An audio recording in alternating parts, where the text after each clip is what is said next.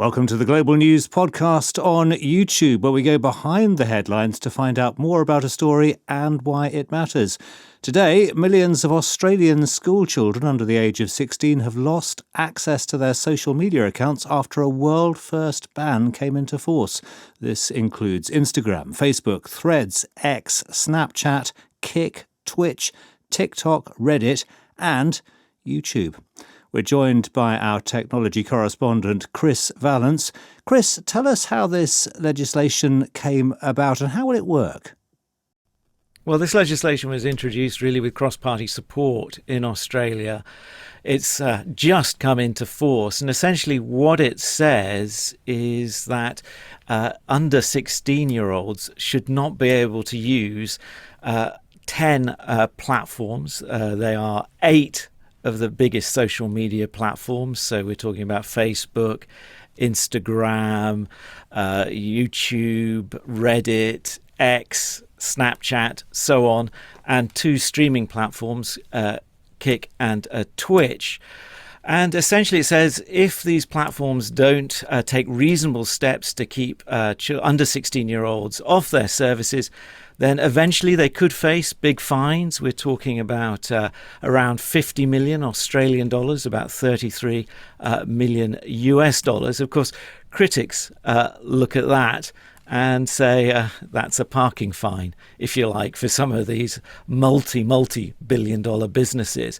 But the Australian authorities see it as, if you like, the first domino toppling. So they sort of acknowledge, if you like, that there's a way to go and the list of services covered could expand. Chris, you're a technology correspondent. Explain to me, on a technical level, how is this going to work? How will it know what age you are?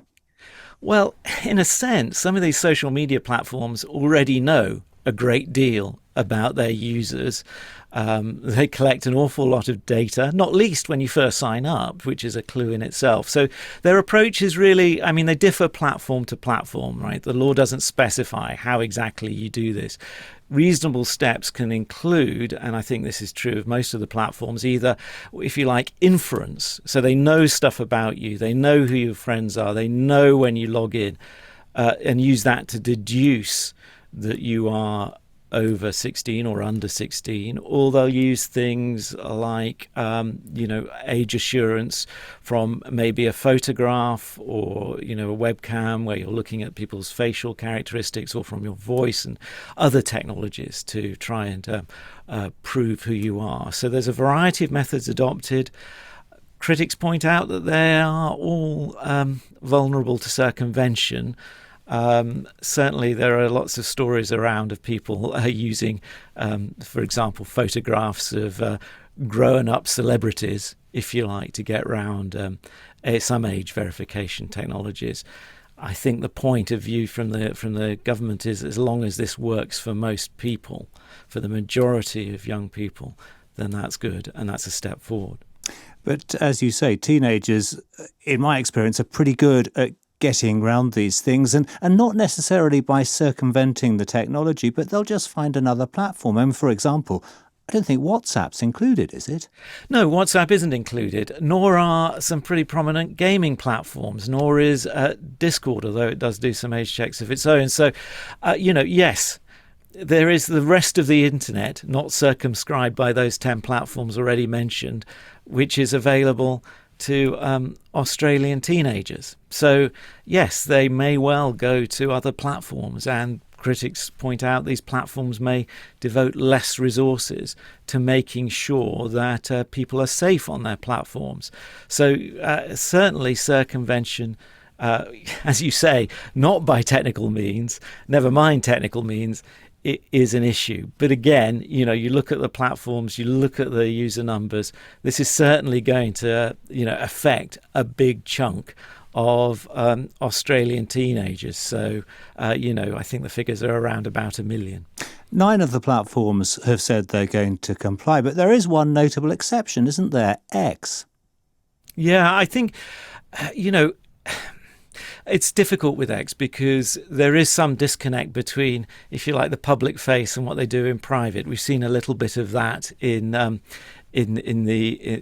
regard to online safety in the UK, but certainly Elon Musk has been a big critic of online regulation generally, and has pushed back against some of it, particularly, some of it which he regards as censorship. We'll wait and see. We'll see what the Australian e-safety commissioner makes of X's position, and we'll wait and see, I think, what X's position actually turns out to be. It's been quite interesting listening to supporters of this legislation. Some of the comments have reminded me of bits of archive footage from the 1950s, sort of telling teenagers that they should be outside playing sport and reading books.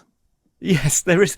Yes, that was certainly the Prime Minister's Anthony Albanese's sort of message to Australian youth was a bit like that, wasn't it? There were shades of sort of things your mum used to tell you, or my mum used to tell me anyway, because I'm obviously quite a bit older.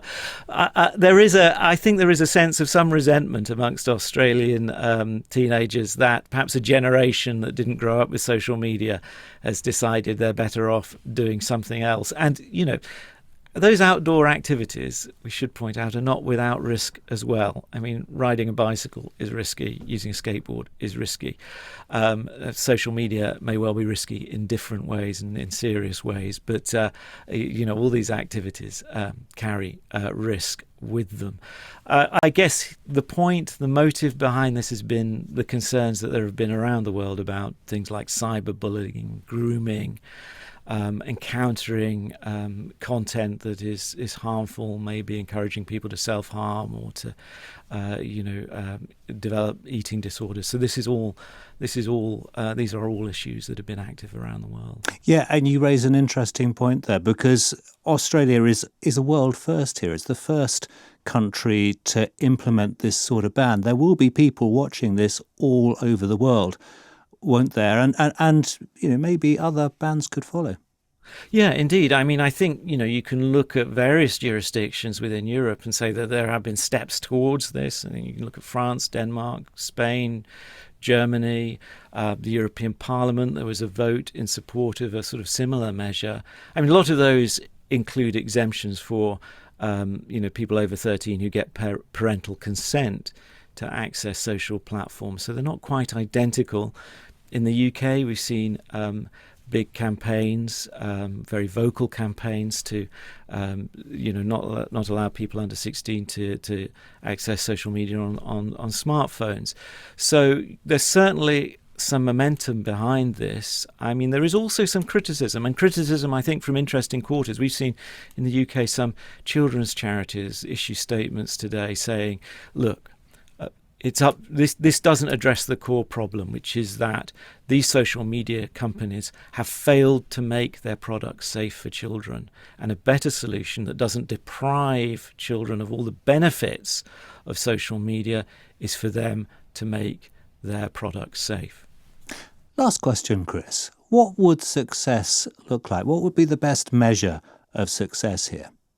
I think there will be lots of learned people, lots of academics, lots of researchers poring over what happens. I mean, I think this legislation, like a lot of legislation, has been propelled by some very tragic cases of children that have died, and where parents have said what they experienced online was a big contributor to that.